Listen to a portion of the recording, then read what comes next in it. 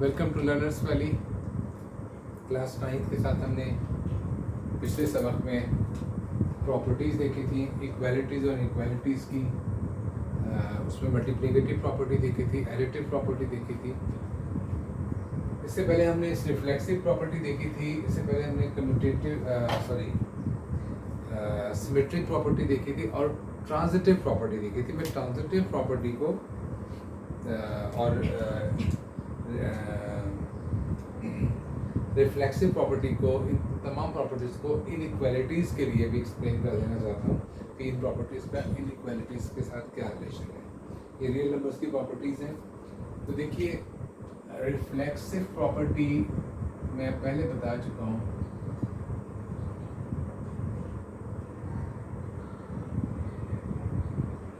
Reflexive property का मतलब है किसी नंबर का वो रिलेशनशिप जो उसके अपने साथ है।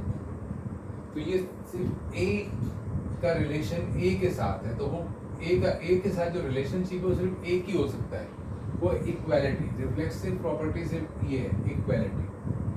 तो क्या इनइक्वालिटी में भी रिफ्लेक्सिव प्रॉपर्टी हो सकती है? तो अंडरस्टूड सी बात है, ये मैं कह चुका हूँ कि रिफ्लेक्सिव प्रॉपर्टी सिर्फ इक्वालिटी में पाई जाती है। तो हम ये नहीं कह सकते कि a is less then a। हम ये नहीं कह सकते कि a is greater than a। ये रिफ्लेक्सिव नहीं है। a से ना छोटा हो सकता है, ना a के साथ बड़ा हो सकता है। तो ये दोनों बातें एग्जिस्ट नहीं करती। These are wrong things. Reflexive property सिर्फ एक ही है, वो इक्वालिटी में पाई जाती है। ये वो रिलेशनशिप है जो सेम नंबर की अपने साथ होती है, एक ही नंबर की। इसके बाद हमने प्रॉपर्टी पढ़ी थी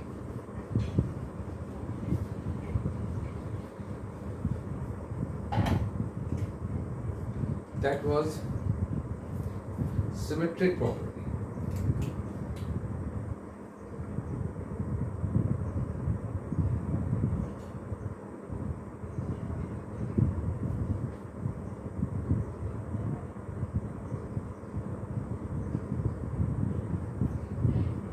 इसमें हमने देखा था इक्वालिटी के लिए कि a is equal to a plus b is same as b plus a।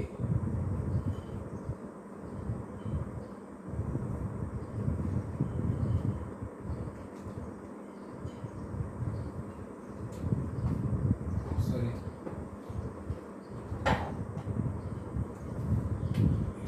a is equal to b, it's mean b is also equal to a. That is the symmetry property. Now अगर इस property को हम check करें inequalities के लिए, तो क्या inequalities में भी इक्वालिटी में तो प्रॉपर्टी पाई जाती है? क्या ये इनइक्वालिटी में पाई जाएगी? अगर मैं कह रहा हूँ a is less than b, a b से छोटा है, तो क्या इसको मैं रिवर्स कर दूं तो भी क्या ये बात दुरुस्त होगी? क्या मैं कह सकता हूं कि b is also less than a? क्या ये बात पॉसिबल है? नहीं पॉसिबल है। लिहाजा इनइक्वालिटी के अंदर सिमेट्रिकल प्रॉपर्टी नहीं पाई जाती। अगर a b से छोटा है तो फिर b a से छोटा नहीं हो सकता। That is the symmetric property, जो कि सिर्फ इक्वालिटी में पाई जाती है, इनइक्वालिटीज में नहीं पाई जाती। लेकिन अगर हम ट्रांजिटिव प्रॉपर्टी को देखें,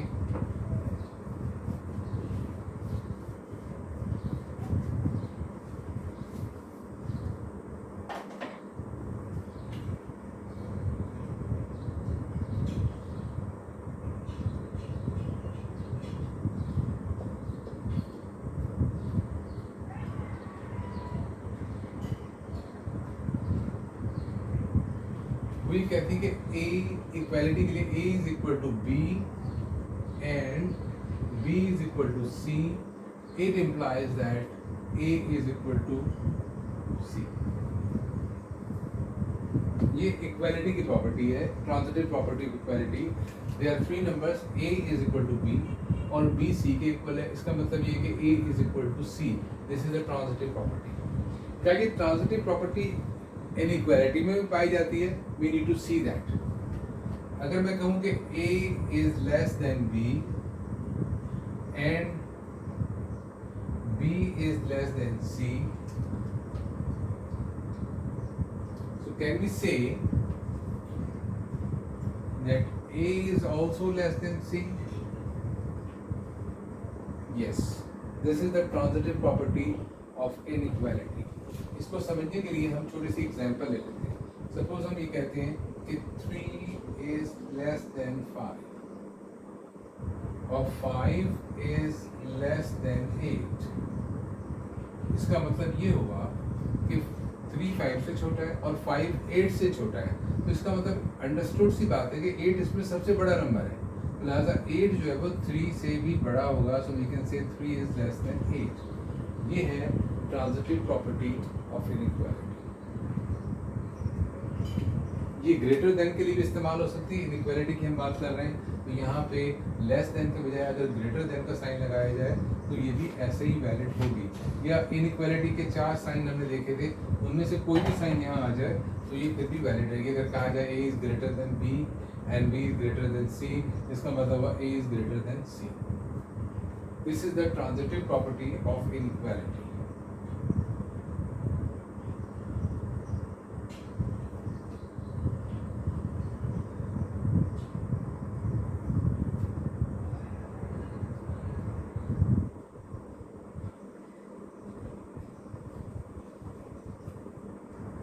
इसी तरह इनइक्वालिटी की एक और बहुत इंपॉर्टेंट प्रॉपर्टी है, that is called reciprocal property.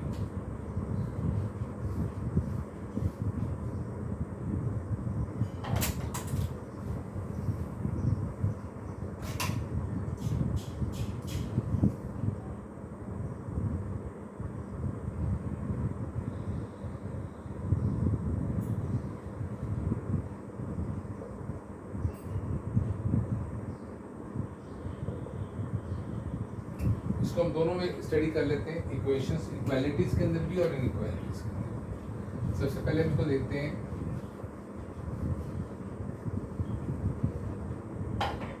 Equalities.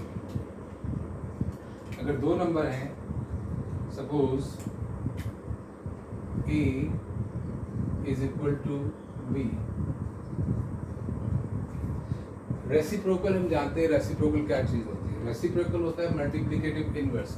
और मल्टीप्लिकेटिव इनवर्स का देखा क्या बताया था आपको कि अगर एक नंबर है सपोज 2/3 तो इसका मल्टीप्लिकेटिव इनवर्स क्या होगा, न्यूमरेटर और डिनोमिनेटर की जगह बदल देंगे, फिर भी 3/2. और अगर होल नंबर हो सपोज 5 तो दिस इज 5/1, इसका रेसिप्रोकल होगा 1/5. हम लोग मल्टीप्लिकेटिव इनवर्स पढ़ चुके हैं पहले. तो अब इनके रेसिप्रोकल अगर हम बनाएंगे A और B के तो वो क्या बनेंगे. A का रेसिप्रोकल होगा 1/A और B का रेसिप्रोकल होगा 1/B. अगर हम बात कर रहे हैं इक्वालिटी की तो अगर A और B इक्वल थे तो 1/A एंड 1/B भी इक्वल होंगे. तो हम कह सकते हैं कि it implies that 1/A is also equal to 1/B. This is the reciprocal property of equality. इसको अगर हम चेक करना चाहें किसी एग्जाम्पल की मदद से तो हम देख सकते हैं इसको. अगर दो नंबर हैं जो कि इक्वल हैं तो मिसाल के तौर पे मैं 5 की मिसाल लेता हूँ. से 5 is equal to 5. इनको रेसिप्रोकल बनाएंगे तो बनेगा 1/5 is equal to 1/5. So you can see they are still equal. अगर हम इसको डेसिमल में चेंज करना चाहें तो भी देख सकते हैं 0.2 is equal to 0.2. तो इक्वालिटी में रेसिप्रोकल प्रॉपर्टी होती है और नंबर्स को रेसिप्रोकल बनाने से इक्वालिटी को कोई फर्क नहीं पड़ता. और this is the reciprocal property of equality. अब इस प्रॉपर्टी को हम स्टडी करने जा रहे हैं इनइक्वालिटी के लिए. This is very crucial, very important thing.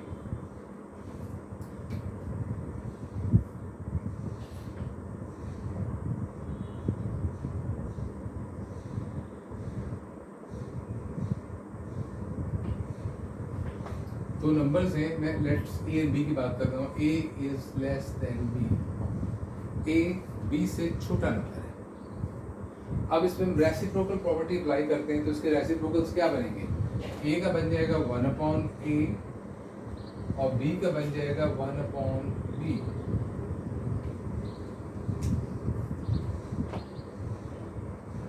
क्या होगा, is it still less than. A तो लेस था B से, क्या 1/a भी लेस होगा 1/b से? इसका जवाब देखने से पहले मैं चाहूंगा थोड़ा सा फ्रैक्शंस को एक नजर देख लेते हैं। फ्रैक्शन में न्यूमरेटर होता है और डिनोमिनेटर होता है। तो याद रखें, न्यूमरेटर जितना बड़ा होगा वैल्यू नंबर की उतनी ज़्यादा होगी, डिनोमिनेटर जितना बड़ा होगा वैल्यू कम होती जाएगी। मैं यहाँ पे एक मिसाल ले रहा हूँ, न्यूमरेटर को मैं कांस्टेंट रख रहा हूँ 1/2, 1/3, 1/4, 1/5,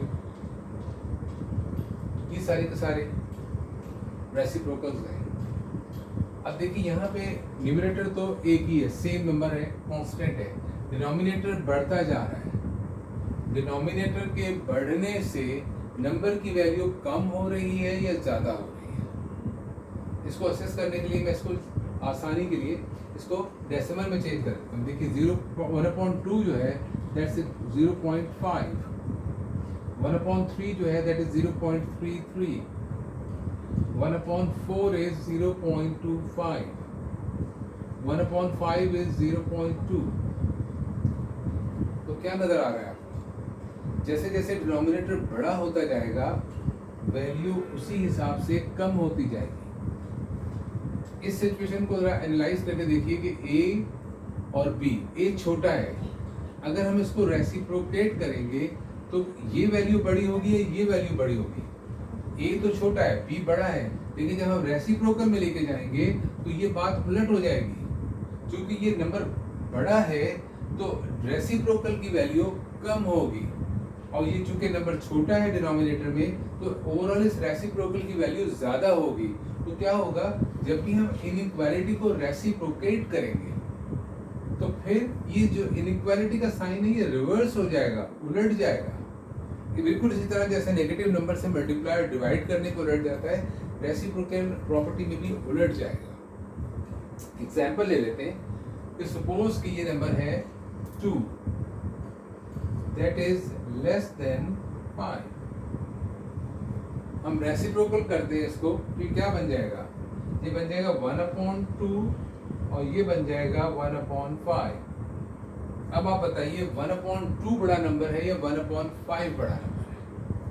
2 is less than 5 ये तो मालूम है, 2 तो वाकई 5 से छोटा है, लेकिन अब ये 2 नहीं रहा, ये 1/2 बन गया, ये 1/5 बन गया है। तो यू कैन सी कि 1/2 is equal to 0.5 and 1/5 is equal to 0.2। तो कौन सा नंबर अब बड़ा है और कौन सा छोटा है? तो यू कैन सी कि 0.5 बड़ा है और 0.2 छोटा है।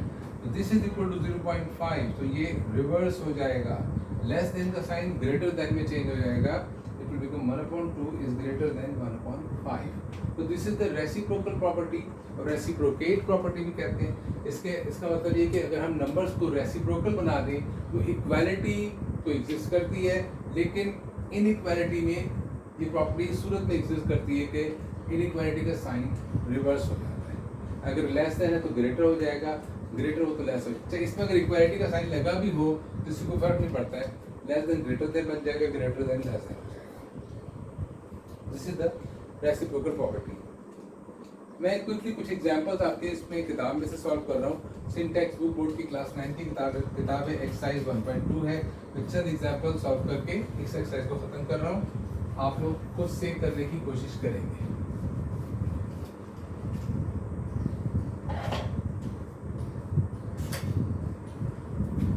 This is exercise 1.2। This is class 9 and syntax book board की किताब है।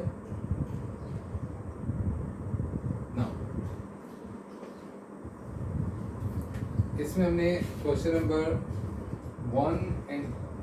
1 को पहले किया था। मैं क्वेश्चन नंबर 2 के कुछ पार्ट्स करना चाह रहा हूँ यहाँ पे आपके सामने। जैसे कि एक पार्ट है इसमें,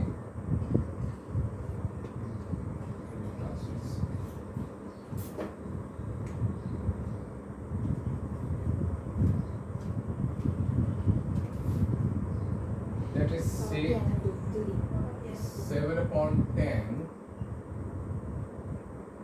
plus bracket that is 70 upon, this is a blank here where you have to insert a number, and this is plus 16 upon 33 is equal to 7 upon, here is a blank over here, plus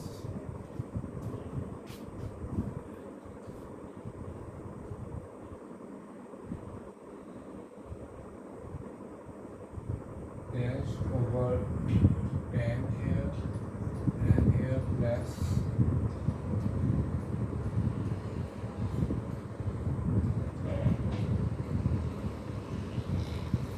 you have to fill some blanks here, और इन blanks को fill करने के लिए आपको इसमें से कुछ fractions ढूंढने पड़ेंगे। तो इसमें नज़र नहीं आ रहे फ्रैक्शन ज़्यादा, एक फ्रैक्शन 7/10 नज़र आ रहा है, ठीक है। इसको आइडेंटिफाई कर लीजिए, पहले फ्रैक्शंस को ढूंढ लीजिए कौन कौन से फ्रैक्शन है। एक फ्रैक्शन तो है 7/10, एक फ्रैक्शन मुझे और नज़र आ रहा है जैसे 16/33। Yes, if I copied the right person. और कौन सा फ्रैक्शन है जो आपको कंप्लीट नजर आ रहा है?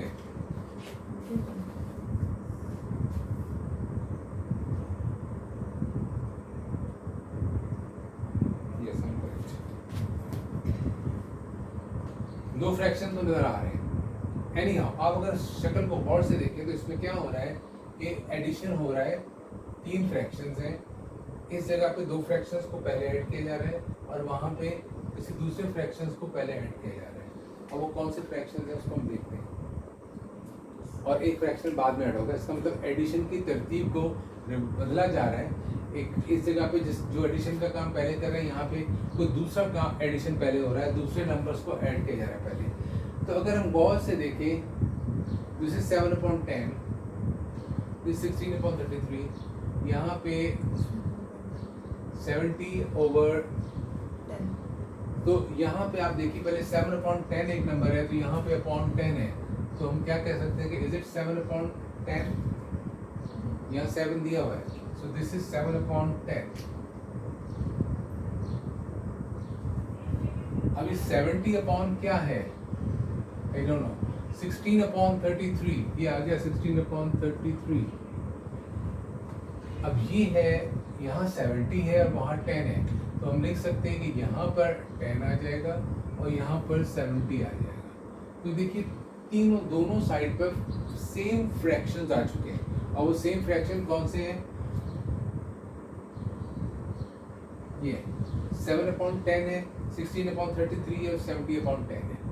फर्क क्या नजर आ रहा है इसमें? फर्क ये कि लेफ्ट हैंड साइड पे 70/10 और 16/33 को पहले ऐड किया जा रहा है, जबकि यहाँ पर 16/33 को छोड़ दिया गया है और 7/10 और 70/10 को पहले ऐड किया जा रहा है। इसका एडिशन की तरतीब को बदल दिया गया है। तो इस तरह से हम देखा जाए इसमें, तो ये प्रॉपर्टी है एसोसिएटिव प्रॉपर्टी ऑफ एडिशन।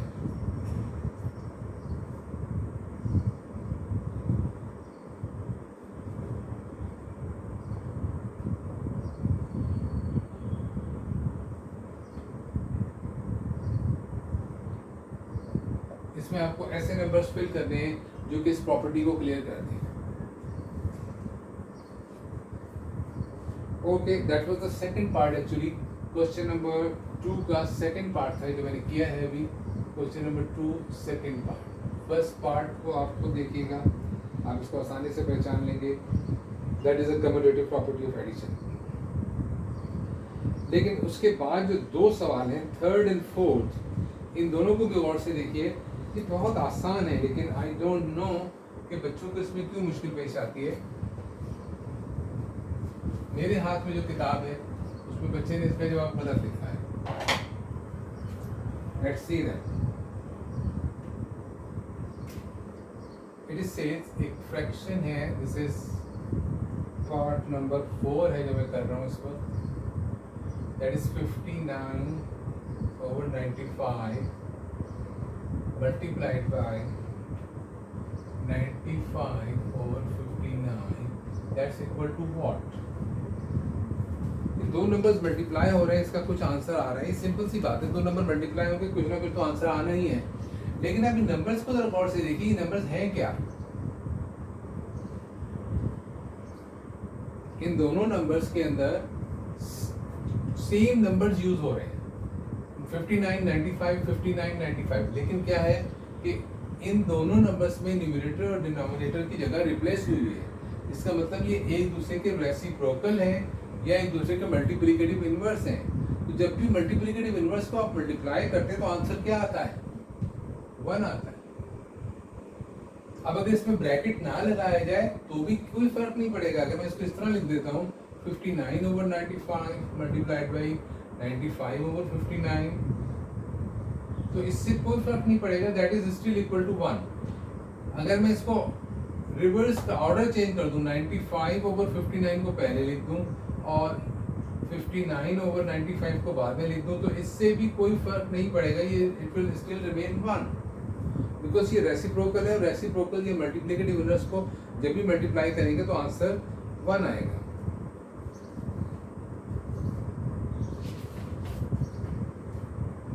उसके अलावा यहाँ पे एक प्रॉपर्टी और इस्तेमाल हो रही है जो कि हम पहले समझ चुके हैं। मैं चाह रहा हूँ कि इसको देख लिया जाए। क्वेश्चन नंबर 2, मैं एक एग्जांपल ले रहा हूँ। यहाँ पे मैं बुक का क्वेश्चन नहीं कर रहा हूँ, बुक जैसा एक क्वेश्चन ले रहा हूँ यहाँ पे कि दो नंबर्स हैं, उनको ऐड किया जा रहा है। सपोज -15 है, इसमें हम ऐड कर रहे हैं एक नंबर को, विच इज हिडन हियर। वो नंबर क्या है वो उन्होंने नहीं बताया है, जो कि आपको बताना है। लेकिन हैरत की बात क्या है कि इसका आंसर 0 आ रहा है। दो नंबर्स को ऐड करें और उनका सम 0 हो तो ये दो नंबर क्या होते हैं? एडिटिव इनवर्स एक दूसरे के। तो एडिटिव इनवर्स कैसे मालूम किए जाते हैं? ये दोनों नंबर एडिटिव इनवर्स हैं। तो एडिटिव इनवर्स मालूम करने का क्या तरीका है कि जो एक नंबर है उसका साइन चेंज कर दीजिए। इसका साइन नेगेटिव है, अगर इसका साइन चेंज करेंगे तो क्या हो जाएगा? +15। ये दोनों एडिटिव इनवर्स बन गए। एडिटिव इनवर्स को जब भी ऐड करते हैं तो आंसर 0 आता है।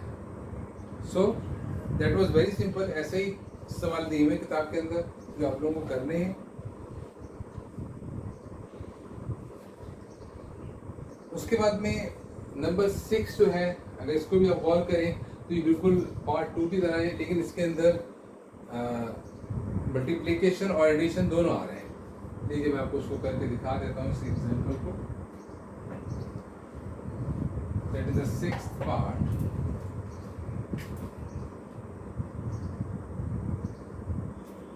It says 5/8 multiplied by, and then bracket is here, 2/3 plus 5/7 is equal to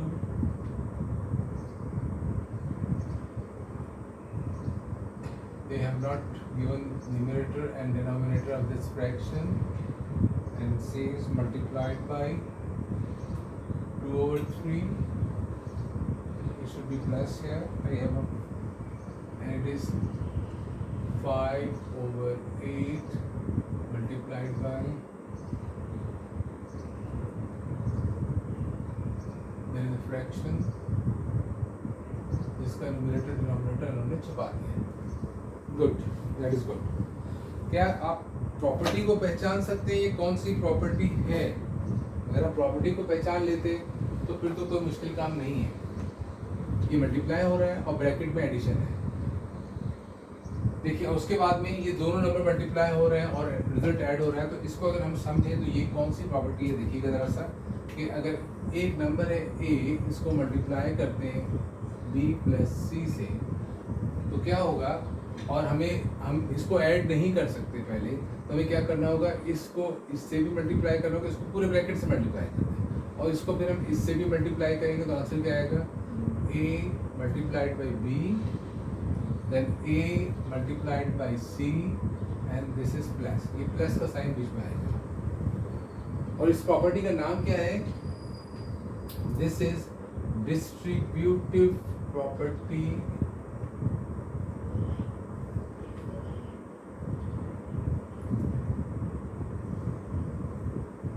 of multiplication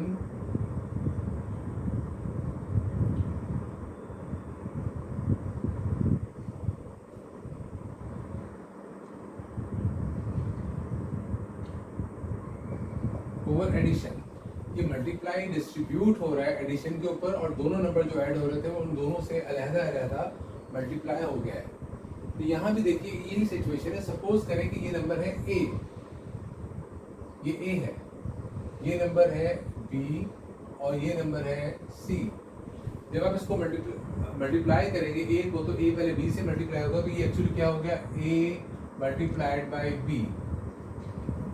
और फिर उसके बाद में ये क्या है, ए मल्टीप्लाइड बाय सी। अब आप देख लीजिए ए क्या है 5/8 और बी क्या है 2/3 है। ए मल्टीप्लाइड बाय बी, ये देखिए बी की जगह 2/3 आया, ए की जगह पे अब क्या लिखेंगे 5/8। फिर ए मल्टीप्लाइड बाय सी, ए तो 5/8 है, सी क्या है 5/7। प्रॉपर्टी कौन सी है, distributive property of multiplication over addition. सिर्फ सिंपल नंबर्स की जगह फ्रैक्शंस देखे में, हम एक फ्रैक्शन को एक नंबर सपोज करेंगे कि एक नंबर है और ये दो नंबर ऐड हो रहे हैं, इसको मल्टीप्लाई करेंगे इस पूरे ब्रैकेट से, तो ब्रैकेट के अंदर जितने भी नंबर है उनसे बारी बारी वो मल्टीप्लाई हो जाएगा। This is the distributive property of multiplication. देख लीजिए इस क्वेश्चन को, and I am moving to question number 3। बहुत सिंपल क्वेश्चन है लेकिन प्रॉपर्टीज का इस्तेमाल है, और चूंकि हमें प्रॉपर्टीज याद नहीं होती हैं तो हमें समझ नहीं आता कि इसको कैसे किया जाए। So I would like to do them quickly in front of you. I hope this example is clear. फिर भी अगर किसी को कोई मुश्किल हो तो ज़रूर बताएं।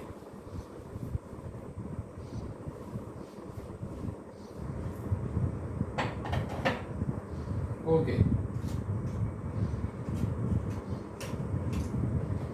question number 3 now. You fill in the blanks to make the property correct or true. पहले तो प्रॉपर्टी आपको पहचाननी पड़ेगी, तभी तो आप करेक्ट या ट्रू कर सकेंगे इसको। यहाँ पे इसका पार्ट 1 है, इस पे दो इनइक्वालिटीज दी हुई है, 5 is less than 8 and 8 is less than 10. It implies that, और यहाँ उन्होंने ये दोनों ब्लैंक छोड़ दिए जिनको आपको फिल करना है। लेकिन जब तक आप इस प्रॉपर्टी को नहीं पहचानेंगे तो इसको फिल करने का कोई फायदा नहीं है। अगर आपको आंसर मालूम भी हो जाए तो इसका कोई फायदा नहीं जब तक कि आप ये ना जाने कि ये प्रॉपर्टी कौन सी है। ये प्रॉपर्टी हमने पिछले लेसन में अपने डिस्कस की थी।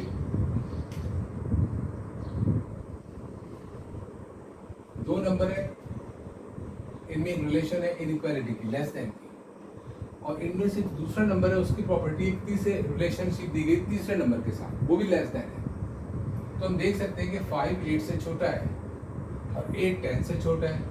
तो क्या हम 5 और 8 की रिलेशनशिप मालूम करेंगे तो क्या निकलेगी, that will be less than. ये भी लेस है यहाँ पे, तो यहाँ पे क्या आएगा, एक तीसरी इनइक्वालिटी आएगी, वो होगी 5 is less than 10।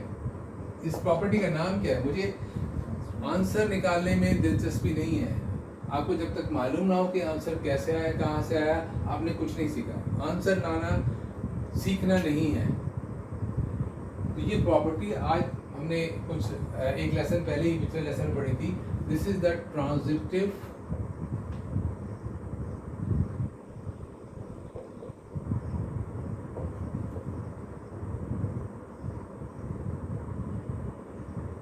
property of inequality.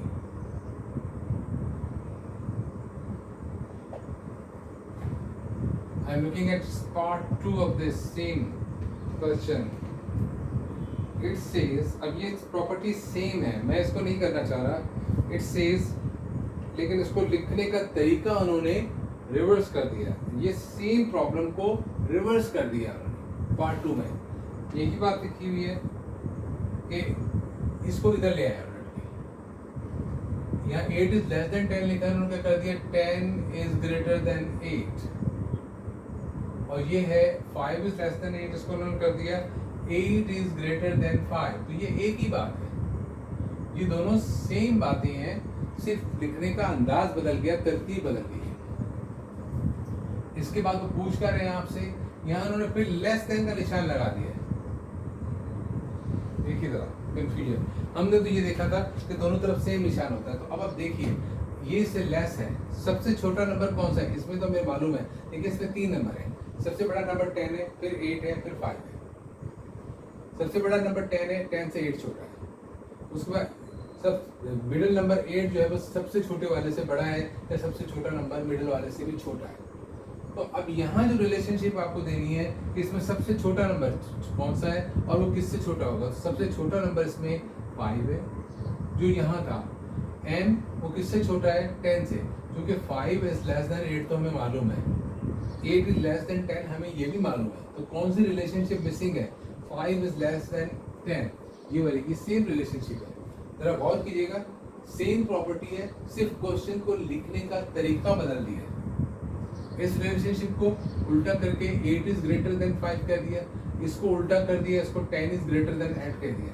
तो बात वही है, ग्रेटर देन और लेस देन में कोई फर्क नहीं होता, सिर्फ देखने का फर्क है। आप इधर से देख रहे हैं तो ये ग्रेटर नजर आ रहा है, इधर से देखेंगे तो आपको 8 छोटा नजर आएगा।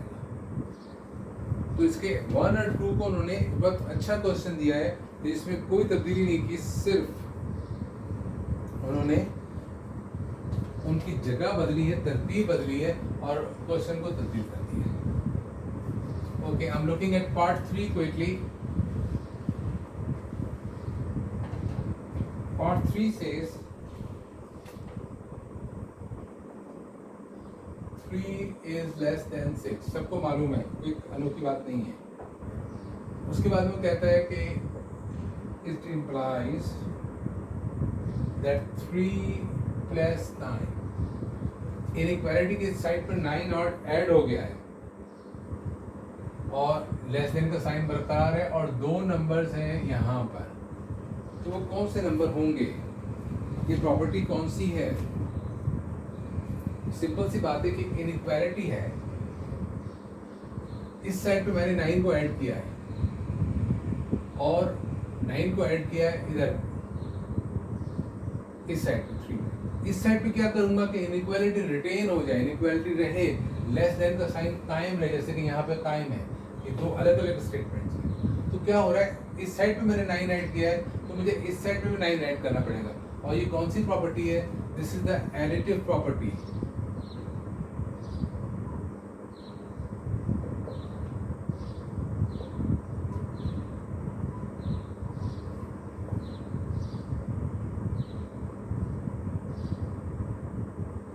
इनइक्वालिटी, तो यहाँ पर क्या है 6, हमने 6 में भी 9 को ऐड कर दिया, जैसे यहाँ 3 में 9 ऐड हुआ, यहाँ 6 में 9 ऐड हो गया, तो इनइक्वालिटी कायम रहेगी, जैसे 3 प्लस 9 हो गया और 6 प्लस 9 हो गया।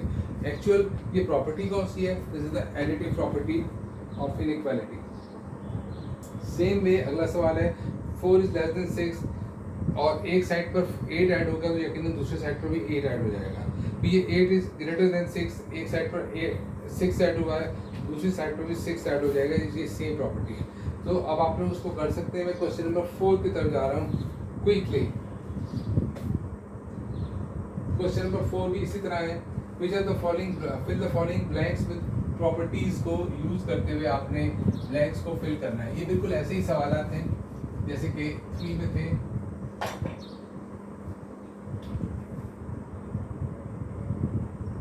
Question number 3, it says 5 is less then 7, पहला पार्ट है, और यहाँ उन्होंने क्या किया, इट इम्प्लाइज दैट 5 को मल्टीप्लाई कर दिया है 12 के साथ और लेस देन का साइन प्राइम रखा है। तो यहाँ 2 नंबर कौन से होंगे जो कि मल्टीप्लाई हो रहे होंगे। इट्स वेरी सिंपल, प्रॉपर्टी कौन सी है, this is the multiplicative property of inequalities. लेकिन इसमें मैंने एक बात बताई थी कि जिस नंबर से आप मल्टीप्लाई कर रहे हैं अगर वो पॉजिटिव है तो फिर तो ये साइन कायम रहेगा, एज इट इज रहेगा इनइक्वालिटी मार्क, और अगर वो नंबर नेगेटिव है तो ये मार्क रिवर्स हो जाएगा, लेस देन का ग्रेटर देन हो जाएगा। तो this is the property multiplicative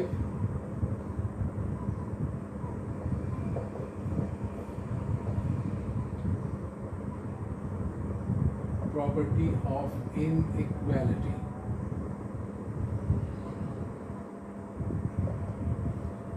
यहाँ 5 था, यहाँ 5 12 से मल्टीप्लाई हो रहा है, यहाँ 7 है, तो आप क्या करेंगे 7 को भी आप 12 से मल्टीप्लाई कर देंगे, सिंपल एज दैट। और चूँकि पॉजिटिव नंबर है 12, लिहाजा कोई और कॉम्प्लिकेशन इसमें पैदा नहीं होगी। पार्ट 2 सिमिलर है, सिर्फ ग्रेटर देन का साइन आगे आप देख सकते हैं, लेकिन मैं इसका जो नेक्स्ट पार्ट है जो मैं करना चाह रहा हूँ, last part that is part 4, वो मैं करना चाह रहा हूँ सेम प्रॉपर्टी है, मल्टीप्लिकेटिव प्रॉपर्टी, लेकिन उसमें थोड़ा सा सिचुएशन को उन्होंने चेंज कर दिया है। So we just need to quickly look at that. कह रहे हैं 2 is less than 8, good, everybody knows that, nothing new. फिर वो कह रहे हैं अगर इस 2 को हम मल्टीप्लाई कर दें -4 से, और ये जो 8 है इसको भी मल्टीप्लाई कर दें -4 से, तो यहाँ साइन कौन सा आएगा, ब्लैंक उन्होंने यहाँ छोड़ा हुआ है, यहाँ कौन सा साइन आएगा, लेस देन आएगा या ग्रेटर देन आएगा। अभी 1 मिनट पहले मैंने ये बात दोहराई थी, मल्टीप्लिकेटिव प्रॉपर्टी में जिस नंबर से हम मल्टीप्लाई कर रहे हैं अगर वो पॉजिटिव है, जैसे कि यहाँ 12 पॉजिटिव है, तो लेस देन का साइन लेस देन ही रहेगा, और अगर ग्रेटर है तो ग्रेटर ही रहेगा, चेंज नहीं होगा। लेकिन यहाँ इस इनइक्वालिटी को हमने नेगेटिव नंबर से मल्टीप्लाई कर दिया है दोनों साइड पे, तो हम देख चुके हैं अगर नेगेटिव नंबर से इनइक्वालिटी को मल्टीप्लाई करें तो ये साइन रिवर्स हो जाता है, यहाँ लेस देन का साइन जो है वो यहाँ जाएगा, तो क्या बन जाएगा, ग्रेटर देन। आप चेक करना चाहें तो कर सकते हैं, 2 8 से छोटा है, एवरीबॉडी नोज, 2 4 8, लेकिन इससे भी नेगेटिव 8 एंड 8 4 32, दैट इज -32। तो आप देख सकते हैं कि -32 बहुत छोटा है -8 से, -8 बड़ा है, यहाँ पर तो 2 छोटा था 8 से, लेकिन -8 बड़ा है -32 से। That was question number 3 and remaining part you can do yourself। थोड़ा सा आपने होश में रह के प्रॉपर्टीज़ को रिकॉल करना है, और अगर आपने नोट किया उसको देखते रहना है, और फिर आप क्वेश्चंस करेंगे तो उसमें मुश्किल नहीं होगी। लास्ट क्वेश्चन इस एक्सरसाइज का मैं जल्दी से कर रहा हूँ, and then we will wind up this exercise. Find the additive and multiplicative inverse of the following. Additive inverse कैसे मालूम करते हैं, मल्टीप्लिकेटिव इनवर्स कैसे मालूम करते हैं, ये बात हमें मालूम है। मैं 2 एग्जांपल यहाँ से लेके करना चाह रहा हूँ, एक है 0.3 और दूसरी एग्जांपल मैं ले रहा हूँ -√5/5। इसके अलावा तीसरी एग्जांपल मैं लूँगा 0 की, और अगर आप चाहें बस I think that's more than, बाकी आपको खुद करना चाहिए। देखिए इसका एडिटिव इनवर्स क्या होगा,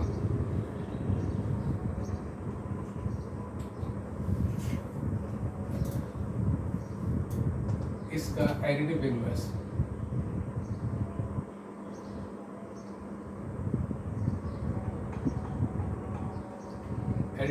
मालूम करने का तरीका हमें मालूम है कि जो नंबर आपके पास है उसका साइन चेंज कर दीजिए, that is -0.3, it's good enough, इसमें कुछ और करने की ज़रूरत नहीं है।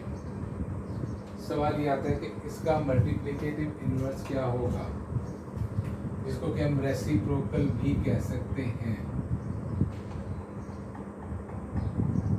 रेसिप्रोकल में क्या करते हैं कि हम न्यूमरेटर डिनोमिनेटर की जगह चेंज कर देते हैं, जैसे 0.3/1, तो इट विल बिकम 1/0.3।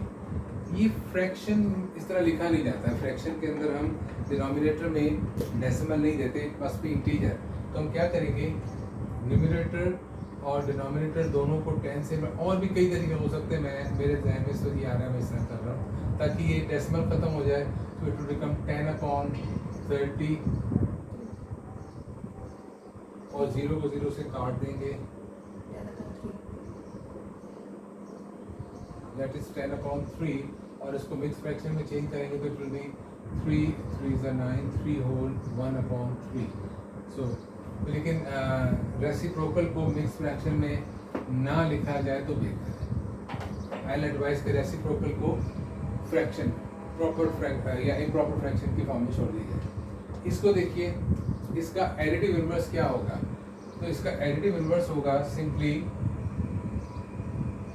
√5/5। इसका साइन नेगेटिव था, इसे पॉजिटिव बना दिया, ये बन गया एडिटिव इनवर्स।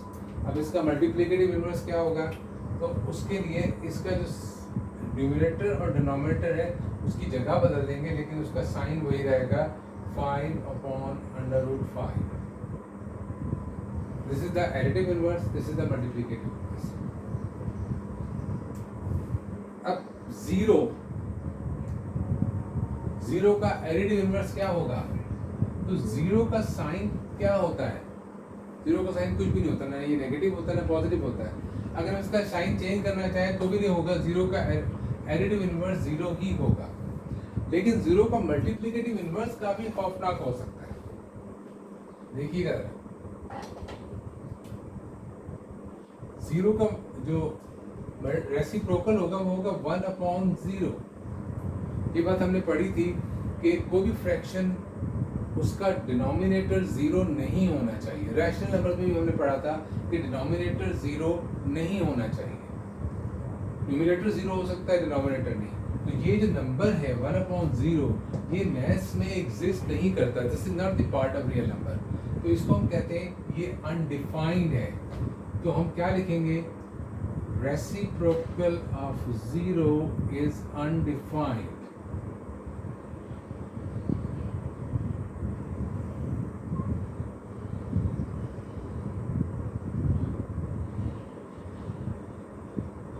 ये भी कह सकते हैं multiplicative inverse of zero. You know reciprocal और मल्टीप्लिकेटिव इनवर्स एक ही चीज है। जीरो का रेसिप्रोकल या मल्टीप्लिकेटिव इनवर्स अनडिफाइंड है। अनडिफाइंड की जगह हम इसे ये भी कह सकते हैं डज नॉट एग्जिस्ट, आम जबान में कि ये एग्जिस्ट नहीं करता, इसका कोई वजूद नहीं है। जीरो का रेसिप्रोकल नहीं होता। That's all. The remaining exercise बिल्कुल ऐसी है जैसे मिसालें मैंने आपके सामने हल की हैं। आप लोग इनको कोशिश करेंगे कि इस एक्सरसाइज को मुकम्मल करें। आपसे अगली वीडियो में फिर मुलाकात होगी। Thank you very much.